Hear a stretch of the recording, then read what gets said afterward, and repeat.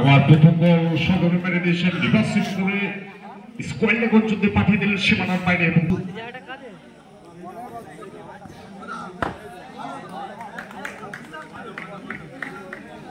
Reverse করে একটা প্রচেষ্টা আবার রিভার্স করেছেন কিন্তু সেভাবে আশানুরূপ ফলটা কিন্তু এখানে হয়নি।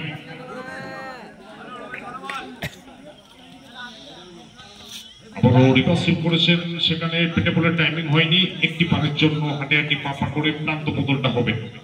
কে বলছে? আবার রিভার্সিভ করেছেন সেখানে উইকেট রক্ষক রয়েছেন মিস্টার আজিজুল। Good shot. এবার কিন্তু ক্যাচের সম্ভাবনা, এবার কিন্তু ফিরতে হবে সার্চ করে।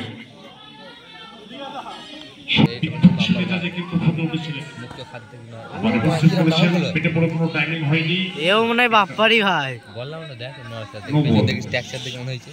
হ্যাঁ দেখ একই দেখতাম এটা শিখাচ্ছে বলছে আমার কত কিছু করবে। এটা কিন্তু খারাপ বল, আর যে বলের যেটা পাও না।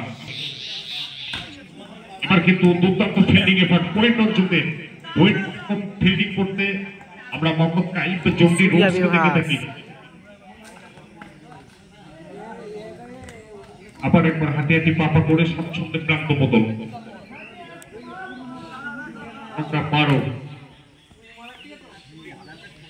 এই বলে মেরে দিচ্ছে, দাঁড়াতে বললো তাই এই বলে মারতে হবে। একটা প্রচেষ্টা কিন্তু সেভাবে পেটে বলে কোনো টক্কর হয়নি, একটা ডট বল আসবে। কি কাটাবে সংকেতের অপেক্ষায় থাকবো।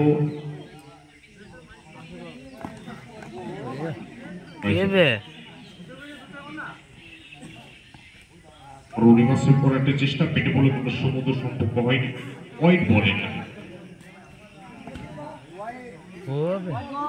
আবার একটা ওয়াইড রিভার্সিভ করেছেন, সেখানে ছিল খেলোয়াড়।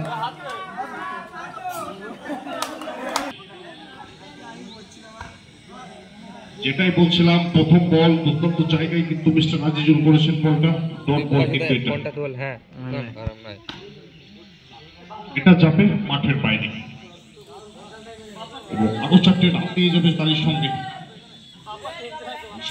হলো 30 চলমান নদীর প্রবাহমান স্রোতের মতো কিন্তু রানের গতিটাকে এগিয়ে নিয়ে গেছিলেন মিস্টার আজিজুল। এটা খারাপ বল ছিল, যে বলের যেটা পাওনা এখন বলি ওটা